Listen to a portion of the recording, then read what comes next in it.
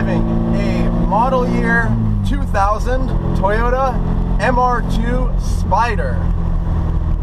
Now this car is kind of neglected in the United States, very much overshadowed by the Mazda Miata or even the BMW Z3 and Z4 as far as small lightweight convertibles are concerned. But this car actually has quite a lot going for it when you finally drive one. It weighs less than an NA Mazda Miata at 2,200 pounds, whereas the Miata is about 100 pounds heavier at 2,300. And this car did not sell very well in the States. It didn't sell well at all. There were under 28,000 sold in its 5 years of production.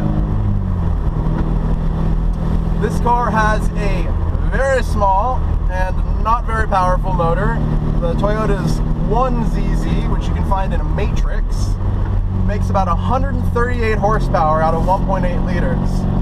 And unlike the Matrix XRS, which had the 2ZZ, this motor doesn't rev to the moon. It only revs to about 7,000 RPM. But turns out that is enough for a car that weighs 2,200 pounds.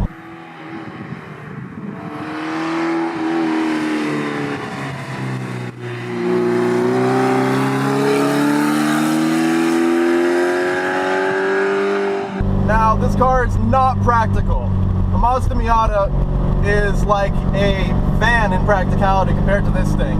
It does not have a trunk. It's got kind of an excuse for a trunk in the front where the spare tire goes. You can maybe throw a backpack up there if there's nothing in the backpack. And there's just an engine behind you.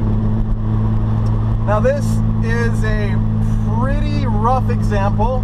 The owner bought this car for $2,800, which is very much the low end of what you might pay for a first-gen Mazda Miata. The paint is not great, and it has 151,000 miles on it.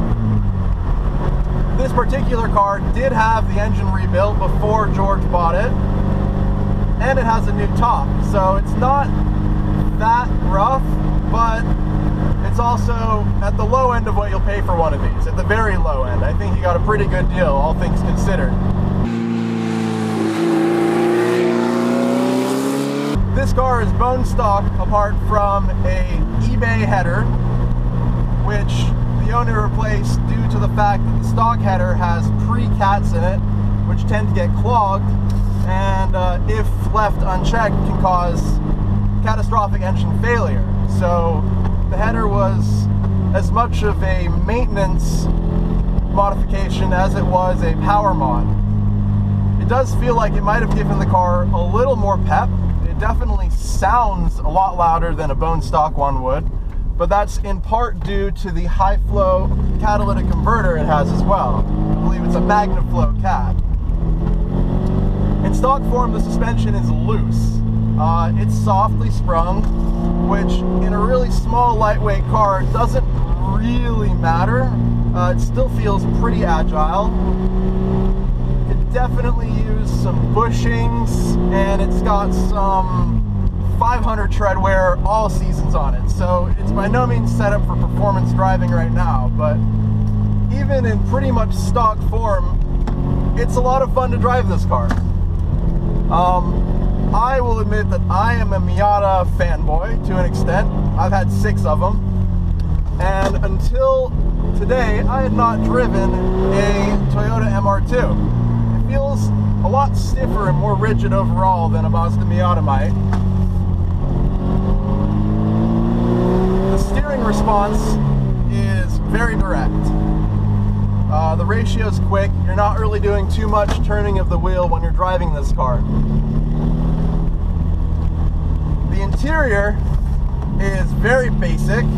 It's typical early 2000s Toyota. Everything here serves a purpose, and there isn't much luxury built into the car, as you would expect.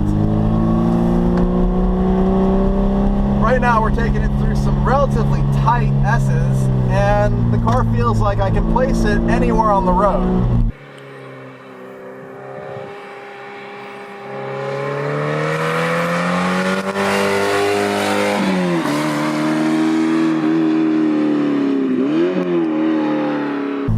driving cars with more power, then this is definitely going to feel underpowered on the street, especially on the highway. On a tight, twisty road like this, however, it really doesn't feel like it's lacking in power. If anything, it just feels like it's lacking in grip and suspension stiffness overall.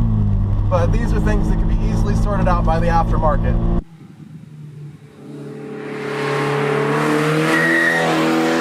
So as I said, this car's direct comparison is obviously the Mazda Miata. It was aimed directly at it when it came out as a competitor.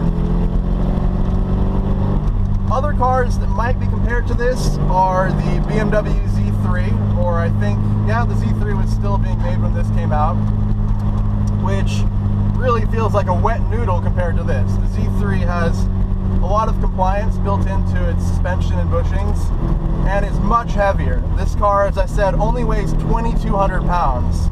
Believe it or not, this car is actually lighter than a first generation MR2.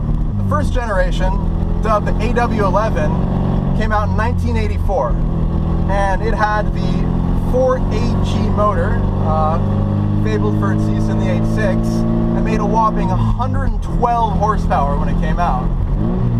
Now, a few years into production, they offered a supercharged version of that motor in the first gen, making 145 horsepower. So that car never really had much power in any trim, but much like this one, it doesn't need a lot of power because of its weight.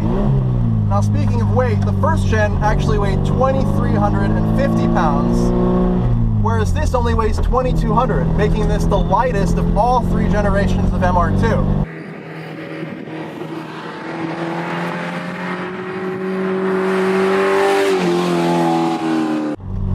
First gen was not well received for its handling balance. Even though it was tuned by Lotus, it was considered really twitchy by most of the automotive press. The second generation MR2, probably the one you think of when you hear MR2, was really well received not only by the press but also the tuning community, thanks to the use of the 3S GTE motor. Now that's the same motor that came in the Celica GT4 and was a turbocharged 2-liter unit making 200 horsepower. The car was also offered in the States with a 5SFE, which is an asthmatic, terrible motor, honestly, that makes a mere 130 horsepower out of 2.2 liters and is shared by the Toyota Camry. Now, the second gen actually weighed 2,600 to 2,800 depending on the specifications, which makes it not that light.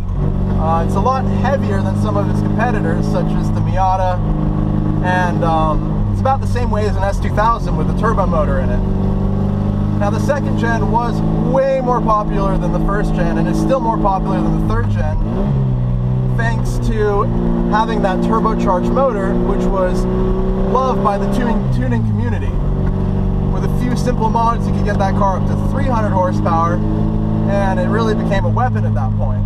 But it can't really get away from its weight, and the owner of this car, George, used to have a turbocharged SW20 second gen MR2, and although he enjoyed the power delivery, he told me that it was never really fun to drive like this one is. It felt heavy, both in the canyons and on the racetrack.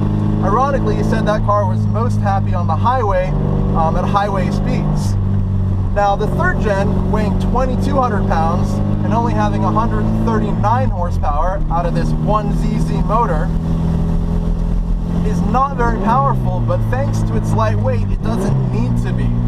It still can get from 0 to 60 in about 6.8 seconds, which by modern standards isn't fast, but it doesn't need much more power than that on roads like these to be enjoyable.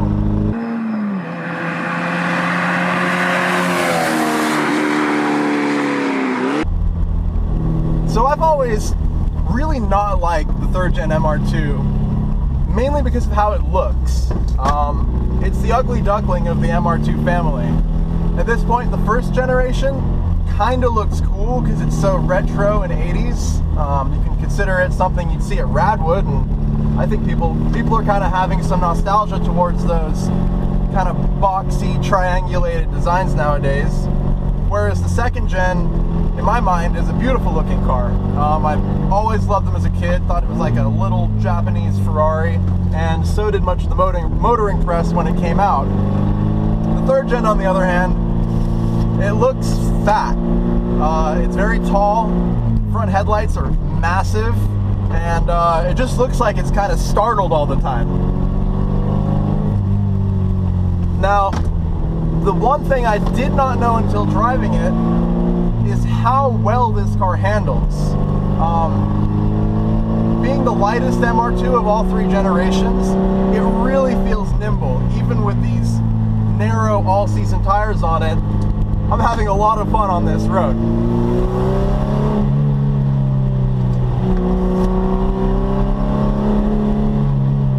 It definitely feels like an older car. It doesn't feel as disconnected as a lot of modern cars do. And there's no beating around the bush, you know, it's not fast by any means. I think with some stickier tires and better suspension, this thing would be a weapon in the canyons, and arguably a really fun track car too. But even stock, it's way more fun than I expected. I think a lot of people really underrate the MR2 because of its looks and because of just the comparative popularity and fanboyism that Miatas have. The huge following they have in the States and worldwide dwarfs the minuscule following that these cars have. The sales numbers don't lie either. The Miata is the best-selling convertible ever, whereas this car sold less than 28,000 units in its 5 years of production in the United States.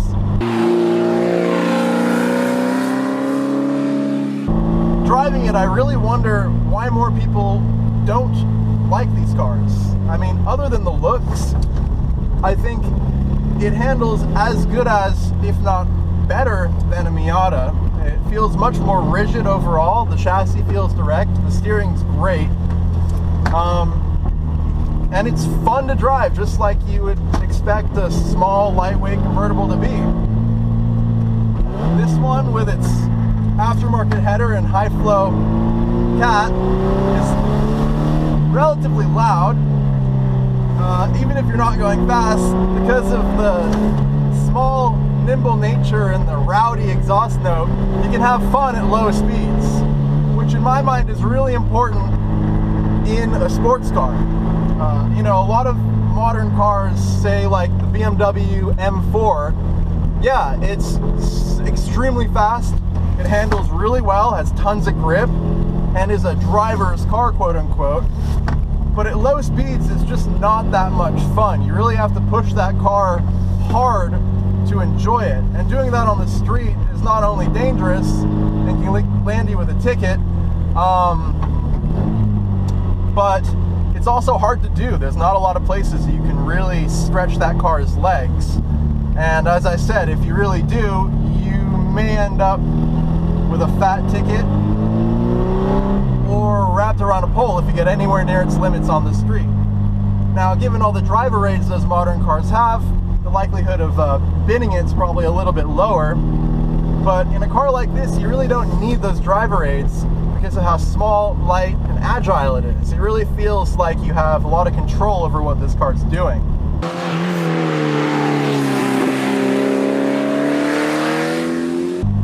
Now, when you do start hustling this car a little bit, you remember that it is mid-engine, and I'm going to admit this is one of the first mid-engine cars I've ever really driven to any extent. I have driven a naturally aspirated second-gen MR2 with the asthmatic 5S FE motor shared with a Camry, and that car pretty much sucked. It was, you know, over 300 pounds heavier than this, wasn't as rev happy, and just didn't feel as nimble as this one.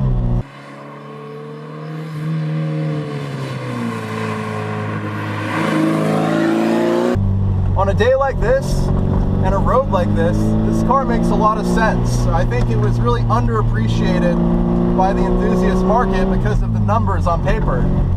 If you look at the specs, you'd think this car is dog slow, really. But much like a Miata, once you get it on a twisty road, you forget about any lack of power it has because, well, there aren't that many straights in the canyons, and you can't really stretch a powerful car's legs anyways. In fact, a more powerful, slightly heavier car is more stressful in the canyons because you spend more time worrying about getting on the power and then scrubbing speed. Whereas in something like this, it's all about momentum. And it's a lot of fun. It's always more fun in my mind to drive a slow car fast than a fast car slow. And this really epitomizes that mentality.